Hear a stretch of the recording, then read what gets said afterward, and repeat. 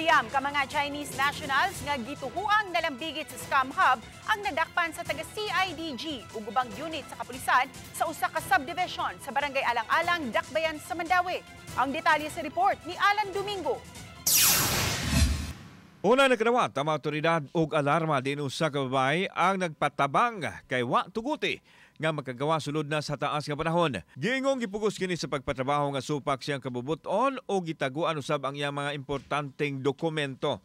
Atol sa rescue operation, nadiskubrihan sa mga otoridad ang daghang ekipo. Lakip na ang 40 ka cellphones, 12 ka tablets o mga computer desktop hinungdan. Nagtuo sila nga scam hub kini. Na-rescue natin yung victim and na-discover natin na yung place is a parang pogo or scam hub. Magpatabang ang CIDG sa Anti-Cybercrime Group aron ma-verify ang sulod sa mga gadgets apan kinahanglan pa silang mukuha og cyber warrant alang sa forensic examination. Samtang nadakpan sa otoridad ang siyam ka mga Chinese nationals nga mao'y nagdumala sa giingong scam hub.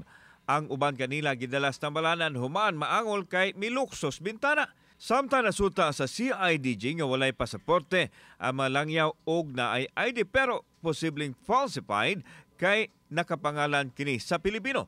Magigalayon sila sa Bureau of Immigration alang sa background sa mga suspect. Yun, ni-require man natin yung mga papers nila, passports, but hindi naman nila na-present yung mga papers nila, passports. Wala sila na-present. Actually, violation nga yun sa sa immigration policies natin. Gisose sa CIDG kung aduna ba'y kalabigitan ang scam hub sa nahunang mga scam hub nga girunda usab sa Dakbayan Sugbo o sa Dakbayan sa Lapu-Lapu.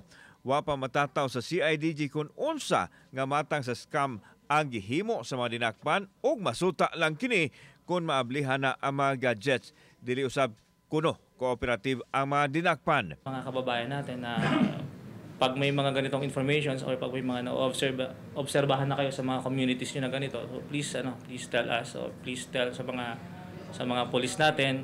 Samtang nasorpresa si Mandawi City Mayor Jongki Uwano sa pagpangrunda sa maong giingong scam hub. May pahibaw usab ang mayor nga mopagawas usab siya og executive order aron paghingusog sa inspeksyon sa mga otoridad sa establishmento og negosyo pagpuhag sa mga illegal activities. Aminado hinuon siya, istudyuhan pa kung mga panimay ang nahisgutan.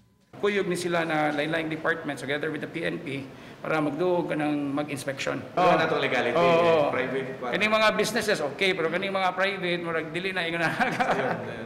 Kauban si Clover Lumayag, ako si Alan Domingo. Balitang Bisdak.